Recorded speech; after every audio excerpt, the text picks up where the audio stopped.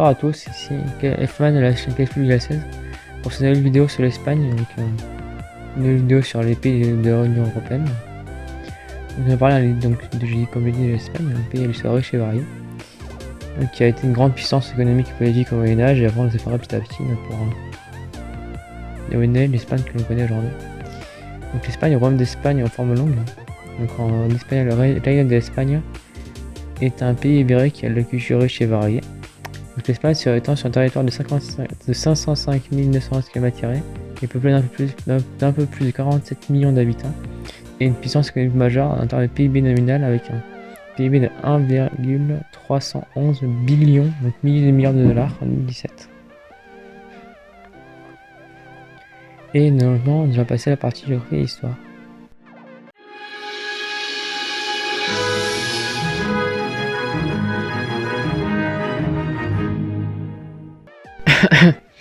Donc pour la partie géographie, l'Espagne est bordée par le Portugal à l'ouest, la mer Méditerranée à l'est et au sud, la France au nord-est et le golfe de Gascogne au nord-ouest. Et enfin, il faut noter que le pays nous compte une frontière avec l'Empire britannique, donc le territoire de Gibraltar au sud, et deux villes, Ceuta et Melilla, au Maroc. Donc le pays compte plusieurs villes d'importance majeure dans la capitale Madrid, ainsi que Barcelone, Séville, Valencia ou Valence en français, et Bilbao. Donc pour la partie histoire, les Ibères sont les premiers habitants, donc c'est un peuple indo-européen, donc de la péninsule ibérique, donc qui a donné son nom à la péninsule ibérique. Donc ensuite les Celtes sont arrivés, donc ça a donné les Celtes ibères, donc un mélange de Celtes et d'Ibères. Et ensuite il y a eu donc les Vénitiens et les Carthaginois qui ont conquis le sud et l'ouest, enfin le sud et l'est de l'Espagne. Donc qui a conduit avec l'alliance d'autres guerres ensuite à la seconde guerre punique, une seconde guerre entre Carthage et Rome, donc qui a mené à la chute de l'empire de Carthage en Espagne. Et donc au début de la romanisation de l'Espagne de Carthage ensuite aussi par Rome. Et donc jusqu'au 1er siècle avant Jésus-Christ, l'Espagne a été romanisée, donc conquise puis romanisée par les Romains. Et donc pendant le Moyen-Âge, l'Espagne a été envahie par les Vandales, entre autres, par les Visigoths surtout. Donc enfin un grand royaume de Toulouse jusqu'au sud de l'Espagne. Et ensuite, donc en 690-700, il y a eu la grosse conquête musulmane qui a pris une grande partie, toute partie de l'Espagne. Et donc le royaume espagnol qui était concentré au nord de l'Espagne, à la frontière française. Et de là, donc, il y a eu la Reconquista, donc la reconquête de l'Espagne par les pays chrétiens. Donc, de 718 à 1492, donc période de trêve, période de conflit entre les différentes factions musulmanes, différentes factions chrétiennes. Et donc, la Reconquista donc, a duré sur 8 siècles, donc sur une grande partie du Moyen-Âge en Espagne. Et donc, la culture, notamment au sud de l'Espagne, la culture arabo-musulmane a pu se développer et donner une culture mauresque, une culture mi-européenne, mi-arabo-musulmane. Comme l'Alcazar qui donne des beaux monuments, comme l'Alcazar de Séville, l'Alhambra à Grenade, et d'autres monuments au sud de l'Espagne, des mosquées, des palais, des maisons qui ont été encore conservées aujourd'hui. Et donc, à partir de 1492, l'Espagne devient commence à s'unifier et commence la colonisation du Nouveau Monde avec plusieurs traités. Donc, le plus célèbre, le traité de Tordesillas en 1494, qui divisait le monde en deux sphères, une sphère pour l'Espagne et une sphère pour le Portugal. Et donc, traité qui a été modifié par d'autres traités pour terminer la boucle.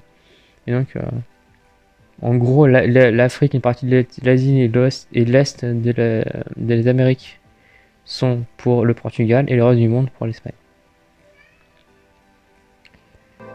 Et donc l'Espagne a colonisé une grande partie de l'Amérique centrale et l'Amérique latine.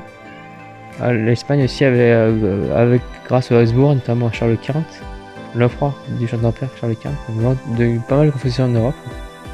Donc évidemment l'Espagne, au sud de l'Italie, l'Autriche, la Bohème, la Moravie, la Silésie, quelques contrées en France, en Belgique, aux Pays-Bas, Et donc comme j'ai dit, le Nouveau Monde et pendant un petit siècle, le Portugal et ses colonies. Et donc en 18e siècle commence le déclin de l'Espagne avec la perte de ses colonies au 18e et 19e siècle. Et surtout la perte de l'influence européenne avec la chute européenne notamment. Et donc l'arrivée des Bourbons sur le trône d'Espagne au 19e siècle. Donc qui a donné un renouveau à l'Espagne, qui a donné un renouveau culturel et politique à l'Espagne. Et donc l'Espagne qui s'est stabilisée donc sur les frontières quasiment actuelles avec le Maroc et d'autres colonies en Afrique. Et donc ces colonies donc, qui ont été séparées au XXe siècle, mais on dira après. Et donc l'expansion des Bourbons s'est arrêtée avec l'Espagne, enfin avec la France napoléonienne qui a conquis l'Espagne. Et ça l'a fait avoir une guerre de succession et qui a Napoléon qui a passé son frère sur le trône, Joseph de Bonaparte sur le trône d'Espagne. Et l'Espagne qui a été reconquise par la coalition anglaise en 1814 donc, et la restauration des Bourbons donc, qui en a suivi. Mais il y a eu pendant toute la fin du XVIIIe siècle, pas mal de révoltes, pas mal malgré quelques règnes qui sont bien déroulés. Donc l'Espagne a commencé vraiment à s'effondrer sur ses bases. Hein. Et donc il y a une première guerre civile avec les carlistes du XVIIIe siècle. Ensuite, pas mal de révoltes, de troupes en 1870-1873, mais qui ont eu la restauration des Bourbons. Jusqu'à la guerre civile qu'on connaît tous, en tout cas, enfin ceux qui connaissent bien l'histoire. Donc entre 1936 et 1939, donc entre les républicains espagnols et les franquistes, donc qui a donné la victoire des franquistes en 1939. Donc l'Espagne était neutre par les deux guerres mondiales, même si le gouvernement franquiste a bien aidé l'Allemagne pendant la Seconde Guerre mondiale, mais elle était techniquement neutre. Et donc le franquisme donc, qui a perduré jusqu'aux années 70, donc 1975 de la mort de Franco. Et donc il y a eu une nouvelle restauration et la démocratisation de l'Espagne avec la monarchie espagnole telle qu'on la connaît aujourd'hui avec les rois Juan Carlos donc, qui a régné de 1975 à 2014. Où il a abdiqué en faveur de son fils, donc Philippe VI, donc, qui règne toujours, donc qui règne depuis 2014.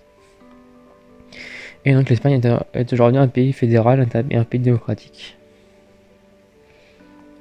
Donc, on va passer à la partie institutions et politique.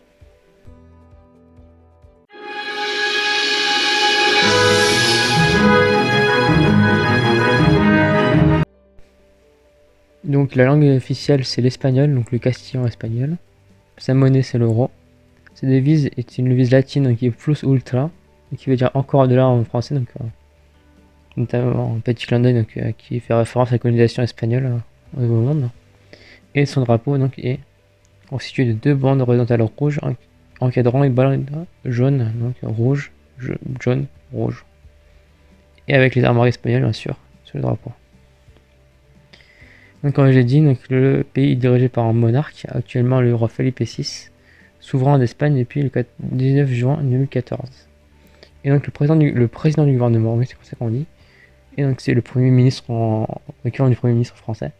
Et Pedro Sanchez, donc nommé depuis le 2 juin 2018, donc le socialiste Pedro Sanchez, donc qui a été élu donc, par le Parlement et ensuite nommé par le monarque. Enfin, son parti, le PSOE, a été élu par le Parlement et le Pedro Sanchez a été nommé par le monarque. Et l'Assemblée, donc c'est le Conseil des députés et l'Assemblée donc a un siège pour un mandat de 4 ans, donc le Premier ministre a un mandat de à peu près, enfin de jusqu'à 4 ans. Comme pour tous les autres pays où il y a un Premier ministre. Donc le pays est divisé en 17 communautés autonomes, donc qui sont des communautés qui ont une autonomie assez large, donc qui ont leur propre police, qui ont leurs propres médias, pour la télé notamment, et leurs propres lois, donc qui peuvent différencier d'un pays à l'autre, d'une région à l'autre.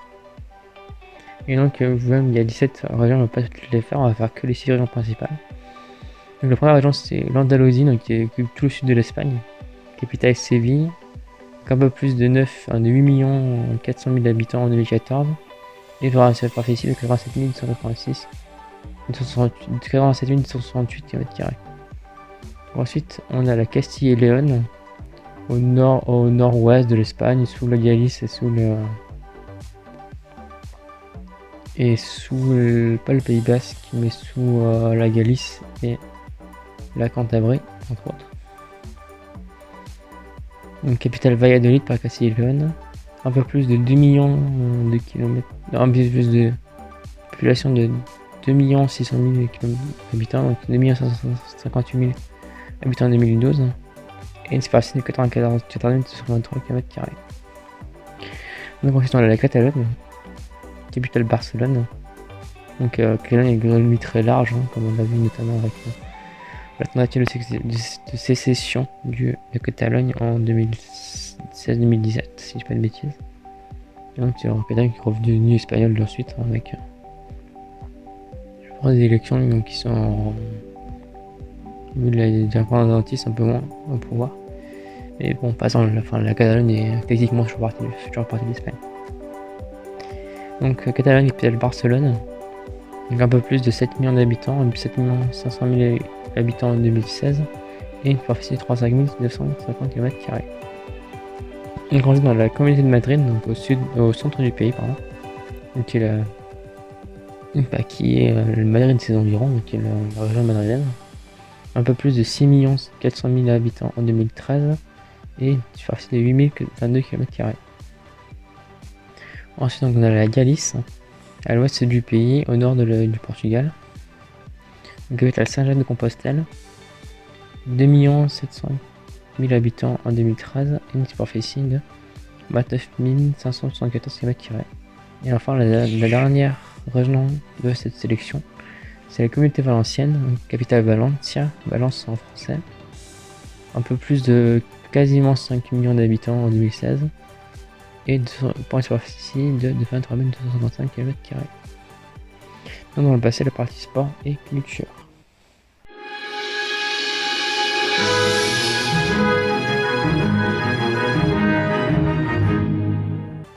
Donc la littérature espagnole médiévale est très intensément les thèmes chrétiens, mais donc elle est marquée évidemment par la présence de la culture islamique et de la culture juive.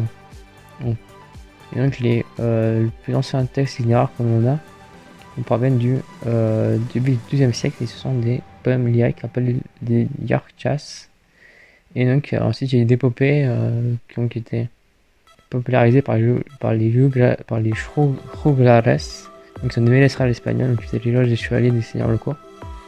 Et ensuite donc il y a eu pas mal de poèmes comme les poèmes du Cid, comme d'autres poèmes jusqu'en le siècle d'or espagnol, donc qui était au 16e, 17e siècle, avec évidemment le célèbre Don Quichotte de Miguel de Cervantes, donc qui est le grand auteur espagnol que tout le monde connaît, mais qui a aussi publié les nouveaux exemplaires et différentes œuvres théâtrales et politiques. Et ensuite donc il y a eu d'autres auteurs, d'autres mouvements dans les Lumières, la Renaissance, le réalisme, en Espagne aussi, mais je vous invite à vous renseigner sur internet. Et donc on va parler un petit peu de la musique. Donc la musique espagnole est une grande richesse, et ne serait-ce limitée au seul flamenco, et à la seule guitare évidemment. Mais il y a la musique folklorique, il y a des formes très diverses, parfois influencées par d'autres ethnies, donc avec andalouse, musique d'autres régions espagnoles, on va dire. Et donc si la musique savante écrite, donc elle part ses propres caractères. Et donc parfois c'est des créations polyphoniques, après c'est des traditions plus italiennes, plus espagnoles, plus françaises. Enfin plus françaises, plus allemandes. Ça forme la musique espagnole folklorique et non folklorique. Musique espagnole au large. Et donc le sport qui est dominé par le football en Espagne. Et les autres activités sportives populaires sont le basketball avec une bonne équipe espagnole. Le tennis avec de bons joueurs, dont un notamment, dont je vais pas citer le nom que vous connaissez tous, Monsieur Nadal évidemment. Le cyclisme avec de bons coureurs, Valverde et d'autres coureurs. Le handball, la course de moto, la Formule 1 évidemment. La natation, le golf et le ski. Donc l'Espagne a organisé de nombreux événements internationaux comme le Giro d'été en 92 à Barcelone, la Coupe du Monde du football de 82 pour ne citer que. Et donc les sportifs espagnols ont remporté pas mal de titres actuellement, donc depuis les années 2000. Donc on peut citer évidemment Rafael Nadal, et donc la Coupe du Monde 2010, les championnats 2008 et 2012 en football, et 4 éditions de Tour de France remportées entre 2006 et 2009 par des coureurs espagnols. Et donc comme je l'ai dit, donc, le foot et le football est le sport national d'Espagne. Donc la Liga est bien sûr considérée comme une des meilleures ligues en Europe, hein, avec la Ligue anglaise et la Ligue allemande. Et l'Espagne donc a remporté la compétition mondiale en 2010. Donc il y a une étoile de champion du monde. Et l'Espagne donc a remporté l'Euro en 1964, en 2008 et en 2012 et a été finaliste en 1984 en France. Et enfin l'Espagne a remporté aussi 2 médailles au JO. Donc médaille d'argent en 2000 à Sydney et une médaille d'or lors des JO de Barcelone en 92. Maintenant on va passer à la dernière partie sur les chats et les animaux.